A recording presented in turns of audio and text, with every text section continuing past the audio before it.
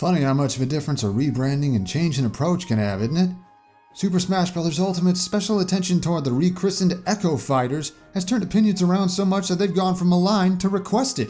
And even though we've moved on past the base release, we have people still hoping we see more of them. Far cry from Smash 4's era for sure. And there's still a lot of potential yet to be harnessed here. If the DLC team were to create more Echo Fighters as their own thing, whether as standalone purchases outside the Fighters Pass or included as free updates for everyone or however, it's clear there's an audience interested in them.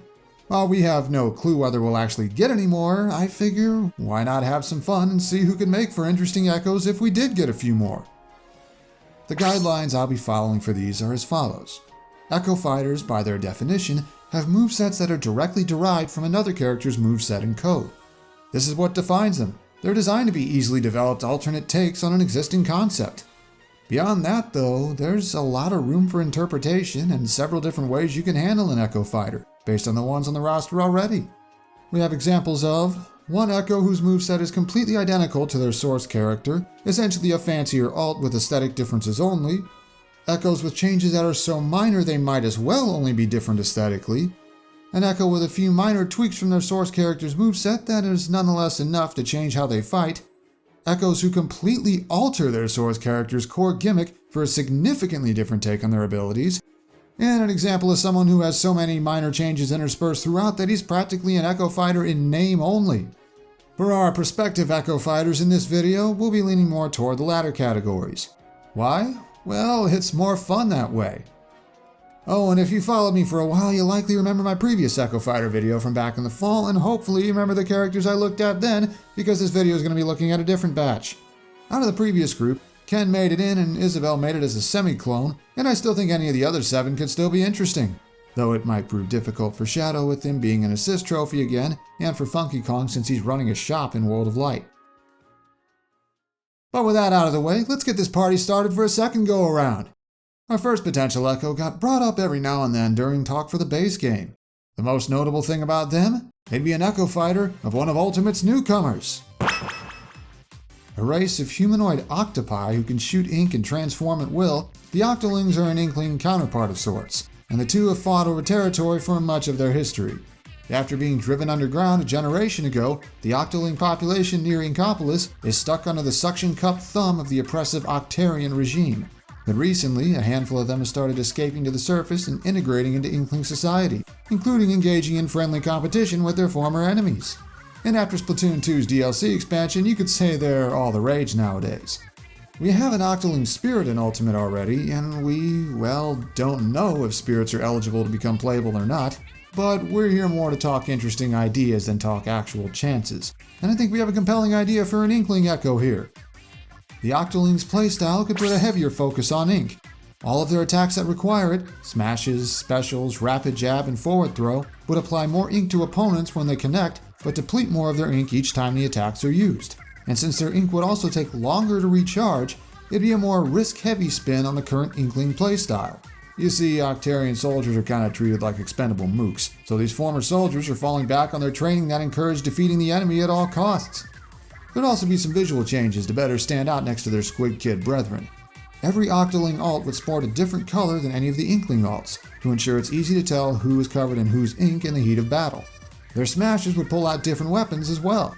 The Octobrush for their forward smash, Luna Blaster for their up smash, and Tri-Slosher for their down smash. But other than the changes to ink consumption and application, it'd just be a visual difference with the hitboxes kept identical. Their specials would also use some different weapons, with them carrying around an Octo Shot for their A attacks and neutral special, and whipping out a Dynamo Roller for their side special.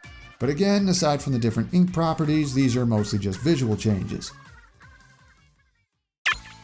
Moving on from Sea Life to Sea Travelers, our next Echo Hopeful could also be our first Zelda newcomer in a long time. I don't know whether it takes more wisdom or courage to be captain of a pirate crew when you're just a teenager, but Tetra pulls it off with flying colors. Then again, authority runs in her blood. She's the heir to the then long-lost Hylian throne, and therefore her heir is Princess Zelda. Which is technically a spoiler, but let's be honest, it's a 16-year-old game and everyone knows by now anyway. Needless to say, this swashbuckling royal is no mere damsel in distress. and it's her focus on swordplay and other tools of the trade that make her a possible Echo fighter for not Zelda nor Sheik, but Toon Link. And it's the tools she doesn't have that'd be the main way she'd branch out. Without a shield to block projectiles with, she'd want to fight more proactively rather than sit back and force opponents to come to her. And having a standard non-tether grab due to lack of hookshot means she'd have another means to threaten when close up. Sure, while you could technically give her a grappling hook, coding the way it moves and animates and functions would require so much extra time that it'd kinda ruin the point of her being an Echo fighter. Tetra's game plan would be more about weaving in and out of mid-range, using projectiles to poke at opponents and try to set up bigger hits with her trusty pirate cutlass. They could even tweak her projectiles in places to deal less damage but with more favorable knockback angles and a little more hits done to make them easier to confirm into her sword attacks, further emphasizing this focus on mid-range setups rather than sitting back and camping. Speaking of projectiles, a couple of her specials would get some changes beyond what we've already covered. Her bow and arrows would have a new design with more of her own personal flair, and her final smash would be Zelda's old one from previous games, whipping out the light arrows she wields in Wind Waker's final battle and in one of her specials in Hyrule Warriors to deliver a finishing blow. But there's another Zelda character available. Apparently this franchise has a lot of good Echo choices, because the princess herself could be echoed by another princess. The eponymous Twilight Princess is a highly pragmatic figure who can come off as cold to those she doesn't know, but she's willing to go to great lengths to help her people. And thanks to some character development, starts to care about the people of other realms as well. Midna already appears in her imp form as an assist trophy once again, but her true form is nowhere to be found so far, not even as a spirit. This also isn't the first character I've discussed as a potential Zelda Echo. I brought up another in this video's predecessor several months ago. I used Delphox then as a means to try and see how far the concept of an Echo fighter could be pushed while still keeping it within the framework. But for a more reeled-in option that doesn't require borrowing from other characters, Midna offers some very compelling ideas herself. That said, the main change would be the same. Midna would be a take on Zelda's moveset without the pinpoint sweet spot gimmick. With greater consistency on her aerials, she'd have less explosive KO power but more reliable finishers. We could also give her new visual effects on her attacks based on the haunting greenish lights of her Twilight magic, and her down throw and up air would utilize soul energy instead of fire, probably registering as aura damage, like how Richter's Holy Water does. Midna's specials would all see some new visuals as well. Twilight Mirror would be a single-hit version of Nehru's Love with more substantial knockback. Soul Burst would trade the pinpoint on Din's Fire for more reliability, just like with elsewhere on her moveset. Warp Portal would give more control over your angle, but with a weaker hit when you reappear. And Phantom Hand charges quicker than Zelda's Phantom, but doesn't activate unless it's been fully charged. Her final smash would function the same as Zelda's, just with aesthetic differences. A lot of potential female Echoes, it seems. Up next, we're going from Twilight to full-on darkness, as the Kid Icarus series has another potential Echo worth looking at. Her world's goddess of darkness, Medusa used to rule the heavens alongside Palutena, but the two had a falling out due to differing views on humanity. No prize for guessing which one hated them. After her failed grab at absolute power in the first Kid Icarus game, Medusa was promptly banished to the underworld, and then tried again 25 years later in the first act of what would become a much more complicated plot. Medusa's in an interesting spot where she could work as her own thing eventually, or as an echo of Palutena. While I'm not against the former, let's see what she could do as the latter, cause that's what this video is about. Medusa's biggest change from Palutena could be an interesting one, turning all those multi-hit attacks into single-hit versions. She's not interested in toying with her opponents, you see, she'd rather put them in their place from the start. Changes to her rapid jab, tilts, and neutral and up airs would replace their long strings of weaker hitboxes with a single stronger hit at the start and a single weaker late hit the rest of the way so the animations still work. This would make Medusa's take on these attacks better at trading hits and damaging opponents' shields, but not as effective in comparison at playing defensively or walling out aggressive actions. Visually, she'd have darkness effects in place of light on the proper moves for obvious reasons. Her up air could put a dark explosion above her, while her forward and down smashes could summon apparitions of snakes to cover the range Palutena's wings would. Then add a mirror-like dark magic effect to her arm during her dash attack and back air to mimic Palutena's shield and justify the invincibility frames on those, and you have an interesting alternate take on the moveset. While most of Medusa's specials would still be similar, her take on Auto Reticle would be a single, larger shot of dark magic, and her version of Explosive Flame would be a stronger yet shorter-lived blast. Her final smash, though, could be more interesting. summoning an image of her monster form to fire a blood-red laser straight ahead. Anyone caught by it would take heavy damage and be completely locked in place for a while as it turned to stone. Alright, how about we move away from high fantasy for a while and into the modern era with some fantasy elements apparently, because Pokemon has another potential Echo Fighter to offer. Not often you see a mythic Pokemon get looked at, but I hope I'm pronouncing this right. Zeraora is an electric-type mythic from the 7th generation. Notably, it actually isn't able to generate electricity on its own, relying on magnetic powers instead to draw in and store electric charges for later use. Sure, it's functionally the same, but it's interesting lore. While Sword and Shield are all the rage to talk about nowadays, I'm of the belief that Gen 7 isn't out of relevance just yet, and pulling from Gen 8 way ahead of time would have been a huge risk back in November when this wave of DLC was locked in. I went more in depth on the topic in this video here. And this Gen 7 character in particular could actually echo Lucario's moveset surprisingly well. But wait, you may wonder, how does a character without aura powers do that? Well, that's the idea. Zeraora would offer a take on Lucario without the aura mechanic and its damage scaling, swapping in electrical effects on its attacks and making for a more consistent moveset that is less feeble at lower percents but in turn less terrifying at high percents. Putting that ludicrous 143 base speed to work, Zeraora would also be notably faster than Lucario on the ground, but the loss of damage from high aura attacks would make pressuring opponents a lot harder, forcing a greater reliance on movement mix-ups and evasive tactics. Some changes to the moveset specials would tie right into this new direction. Electro Ball would move quicker than Aura Sphere when thrown in exchange for dealing less damage and lacking the scary knockback at high percents. Plasma Fists would take the form of a 2-hit attack/command grab for good damage, but without Force Palm's high aura knockback, it too would no longer be a reliable kill option, further emphasizing a reliance on speed and deception. Oh, and we'd also need to change the Final Smash's visuals to be electric-based, but that's nothing too fancy in comparison. So one question I see brought up sometimes is whether we could get an Echo Fighter of a character from a different franchise than the character its moveset is based on. We technically saw it happen once already with Ganondorf in Melee, but not many characters can actually pull this off. Well, I think I may have found a pair who can. Turns out Mario and Luigi were capable of saving the day even when they were 2 years old. Or however old they're supposed to be, it's kinda ambiguous. The juvenile duo has popped up in spin-offs every now and then, using whatever time travel shenanigans are required to do so, even featuring in one of the RPGs where they fought alongside their older selves. It's this depiction of them that we'll be borrowing from here, for anyone wondering why they're rocking a mushroom icon instead of a Yoshi egg, as their hammers and teamwork from partners in time could allow them to echo the Ice Climbers. The biggest change the Baby Bros would bring to the moveset is pretty standard for them. Just like in the sports spin-offs, they're fast but not all that strong. Why they're so much faster than the adult Mario and Luigi is a question for the ages, but it's a recurring thing, and something to start with here. Still on the gimmicky side, because this is the Ice Climbers moveset we're talking about here, the increased speed would make it easier for the babies to stay together, and the fact that there's 2 of them means they can still throw out walls of hitboxes just like Popo and Nana. But their lesser damage output makes it so they can't quite steamroll opponents the same way when they have the advantage. It's a trade-off, and it's less janky overall. Several of the Baby Bros specials would get changed up. Their neutral special would have them whack red and green fireballs forward, bouncing low across the ground instead of sliding like the Ice Climbers' ice shots. Their up special would use an extremely stretchy yellow blanket, same color as the cape power-up, in place of a rope. And as their version of Blizzard, Twin Flames would reach further but without any chance of freezing for obvious reasons. Their final smash would be a knockoff of Mario's.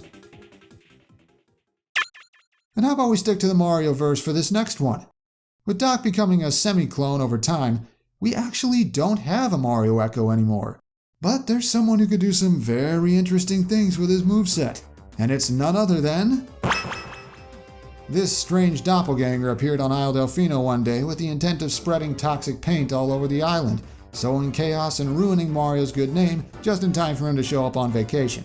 It turned out this shadowy knockoff was actually Bowser Jr. using a super high-tech paintbrush to shapeshift and stir up trouble after being tricked by his dad into thinking Peach was his mom. Which is technically a spoiler, but let's be honest, it's a 17-year-old game and everyone knows by now anyway. While Bowser Jr. does take this form during his final smash, well, Chrom pulls double duty too, so it's a weird situation, and hey, I'm not trying to say who would get chosen if we got new Echo Fighters, just who could be interesting. And one of the advantages of just spitballing is getting to do some crazy stuff, like, what if Shadow Mario borrowed Inkling's ability to paint opponents? While his attacks would be weaker than the real Mario's under normal circumstances, hitting heavily inked opponents would allow Shadow Mario to completely outpace him. This would create a trickier take on the quote-quote plumber archetype, very much able to steamroll his opponents if he gets momentum going, but only if he can. Several of Shadow Mario's moves would undergo changes to match this new focus. The usual fireball is replaced here with a bouncing ball of paint that deals pathetic damage but partially covers anyone it hits. The coin punch loses the cash but gains a string of questionably artistic inky explosions instead. Paint splatter isn't a reflector anymore at all. Instead, a swing of the paintbrush that deals multiple hits and coats anyone in range. Even Shadow Mario's forward smash would get in on the action, with the exploding fireball replaced by a blast of paint. For a final smash, Bowser Jr.'s would slot in pretty easily, charging at the paintbrush to put a red X on the quote-quote camera made of that lava-like paint from Pianta Village as per usual. Interestingly enough, we could actually keep Flutters's down special here despite how contradictory it seems. It fits into his trickier playstyle, and he does steal it every now and then in Super Mario Sunshine when you go into certain areas. We have one last potential Echo Fighter to discuss. Better make it count, right? Only the greatest can end this on a high note. So, without further ado, wait a minute.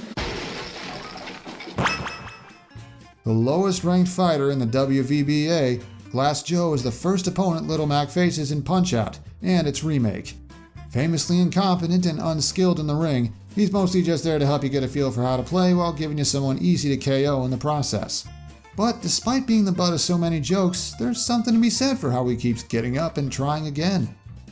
The whole idea behind Glass Joe is, well, he'd be a joke character. Unlike Little Mac, he wouldn't be particularly threatening on the ground either. He'd be there for if you want to deliberately handicap yourself against less experienced opponents, or style on them instead by showing you can win even with someone so underpowered if you feel like being that guy. While the idea of devoting extra dev time toward a deliberately bad character has never sat the best with me, if it's an easily built Echo Fighter who may not even cost anything to obtain, I'd be more willing to let it slide. Compared to Little Mac, Glass Joe would keep a lot of the same hitbox placements, but his animations would all look wimpier and less practiced, in a way that makes him come off comical and endearing. Sure, he sucks, but he's trying his hardest.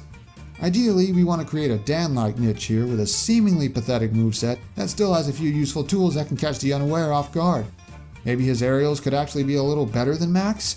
Maybe we could even give him Luigi's dash attack to sell his personality further. For specials, most of them would just be worse versions of Little Mac's, but his final smash needs some retooling since he doesn't have a Gigamac transformation to fall back on. Instead, he'd try to do the same rapid-fire punches and actually pull it off surprisingly well. Until the end, where the last hit would have him fall over exhausted, damaging himself but still dealing pretty significant knockback. And there you have it. 8 more characters who could work as interesting new Echo Fighters. For the time being, even with how much the fans want them to keep happening, we don't know if more Echoes will be a thing. But either way, it's always fun to come up with stuff like this, right? Real quick, some honorable mentions are considered for this video but ultimately turned down. Celica gets brought up sometimes as an option for a Robin Echo, with sword attacks in between the power of the Bronze and Levin swords, and magic that replaces the weapon durability mechanic with recoil damage like inner game.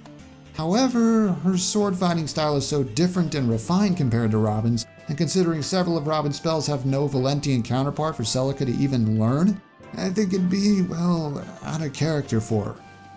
Slippy comes up occasionally as another joke character suggestion.